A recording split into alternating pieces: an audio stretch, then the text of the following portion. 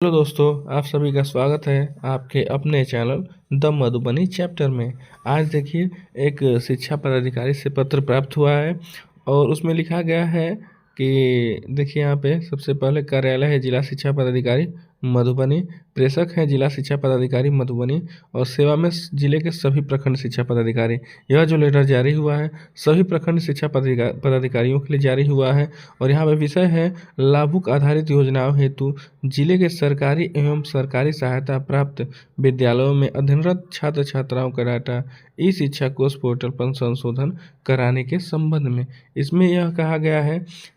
शिक्षा पदाधिकारी के द्वारा कि जो भी पोशाक के लिए धनराशि बच्चों को उपलब्ध कराई जाएगी, अगर उसमें किसी भी छात्र छात्राओं का अगर डाटा कुछ गलत है तो उसको संशोधन करने के लिए कहा गया है। और कहा गया है, देखिए प्रसंग है, प्रसंग जो होता है वह किसी पत्र जो पटना से पत्र जारी होता है सभी जिले के लिए, उसमें उसी का प्रसंग दिया जाता है पत्रांक दिनांक के साथ। तो देखिए कहा गया है, महाशय उपयुक्त विषय अंकित करना है कि वित्तीय वर्ष 2024-25 के तहत शिक्षा विभाग द्वारा संचालित विभिन्न प्रकार की लाभुक योजनाओं की राशि के हस्तांतरण हेतु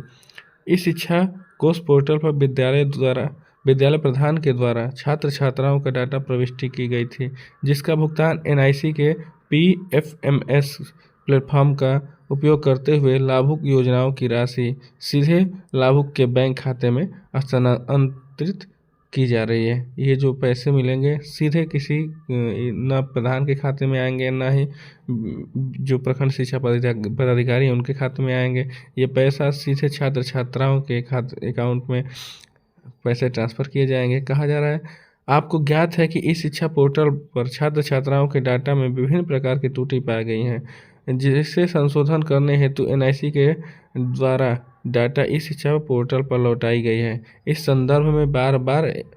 पत्र एवं दूरभाष के माध्यम से सूचना उपलब्ध कराया जा रहा है, फिर भी आपके द्वारा उक्त कार्य में शिथिलता बरती गई है, जिसके कारण अद्यतन तक 100% इस शिक्षा पोर्टल पर छात्र छात्राओं का डाटा संशोधन का कार्य पूर्ण नहीं हो पाया है, जिसे अधोहस्ताक्षरी को विभागीय वीसी में असहज स्थिति का सामना करना पड़ा है। साथ ही आज संध्या विभागीय वीसी में निर्देश दिया गया है कि दिनांक 24/2/2025 तक 100% डाटा संशोधन का कार्य पूर्ण करवा लिया जाए। अतएव निर्देश दिया जाता है कि कल दिनांक 23 रविवार को बीआरसी खोलकर कैंप मोड में अद्यतन जिन विद्यालयों के द्वारा डाटा संशोधन नहीं किया गया है वैसे विद्यालय को बीआरसी बुलाकर 100% इस शिक्षा पोर्टल पर प्रेषित छात्र छात्राओं के त्रुटि रहित डाटा को संशोधन करवा लेना सुनिश्चित करें। अन्यथा की स्थिति में बिना किसी इस मार्ग के आपके विरुद्ध अनुशासनिक कार्रवाई हेतु विभाग को प्रतिवेदित कर दिया जाएगा। देखिए, इसमें जो जिला शिक्षा पदाधिकारी हैं उनके द्वारा कहा गया है कि जो भी छात्र छात्राएं 1 से लेकर 12वीं तक शिक्षा ग्रहण कर रहे हैं और उनका जो डाटा है वह इस शिक्षा पोर्टल पे अपलोड किया गया है और उस डाटा में अगर जितने ऐसे विद्यार्थी जिनके